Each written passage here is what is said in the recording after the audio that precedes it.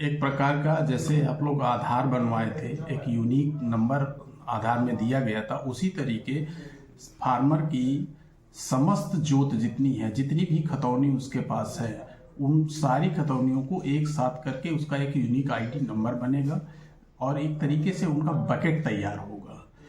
उसमें सारी किसान की सारी इंफॉर्मेशन रहेगी और सारी खतौनी रहेगी और उसमें उनका आधार भी लगेगा, उसके साथ साथ एक मोबाइल नंबर भी लगेगा।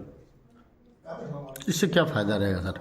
फार्मर रजिस्ट्री एक्चुअली एक तरीके से किसान का बायोडेटा तैयार किया जा रहा है, शासन द्वारा जो है एक डेटा तैयार किया जा रहा है जो शासन की लाभकारी कल्याणकारी योजनाएं आती हैं उनको समय समय पर किसानों को उपलब्ध कराने के लिए, उनका चूंकि पूरा डेटा अभी तक शासन के पास ई जनरेटेड नहीं था, तो उसको ई जनरेट करके शासन में पूरा डेटा इकट्ठा किया जा रहा है। एक तरीके से बकेट तैयार करके उनको सारी सूचनाएं किसान को एक ही नंबर पर क्लिक करने पर सारी सूचनाएं किसान की मिल जाएंगी उस पर।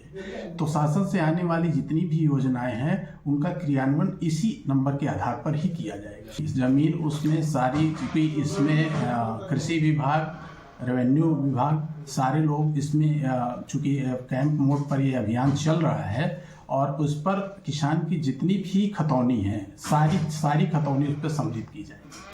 तो अगर नहीं कर पाता तो क्या समस्या आएगी किसान को या किसी को?